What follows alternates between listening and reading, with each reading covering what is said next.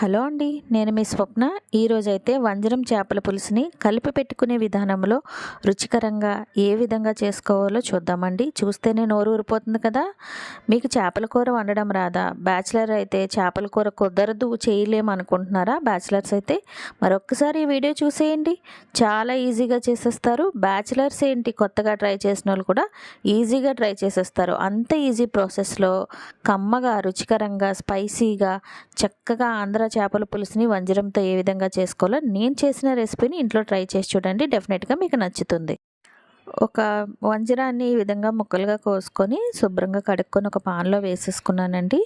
ఇందులోకి 1 స్పూన్ పసుపు, ఒక 6 స్పూన్ల కారం, రుచికి సరిపడా ఉప్పు, 10 స్పూన్ల నూనె, 5 స్పూన్ల చేపల మసాలా పేస్టు, 6 స్పూన్ల టమాటా ప్యూరీ, కొంచెం అంత కరివేపాకు, కొత్తిమీర, ఉల్లిపాయ, పచ్చిమిరకాయ వీటన్నింటిని వేసుకొని నెమ్మదిగా కలుపుకున్న తర్వాత పెద్ద ఉల్లిపాయ అంత చింతపండు రసాన్ని తీసుకొని మొత్తం అంతటిగా వేసేసుకొని తర్వాత ముక్కలు ములిగేంత వరకు వాటర్ వేసుకొని హై ఫ్లేమ్ పెట్టుకొని ఉడకడానికి వచ్చినంత వరకు హై ఫ్లేమ్ పెట్టుకోండి.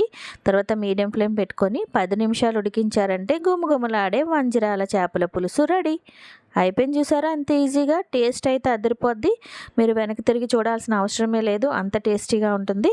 మరి నచ్చితే ఈ కర్రీని ఇంట్లో ట్రై చేసి ఏ విధంగా వచ్చిందో కామెంట్ చేయండి. ప్లీజ్ నా ఛానల్ సబ్స్క్రైబ్ చేయండి, నన్ను నా ఛానల్ సపోర్ట్ చేయండి. Thank you for watching. నేను మీ స్వప్న.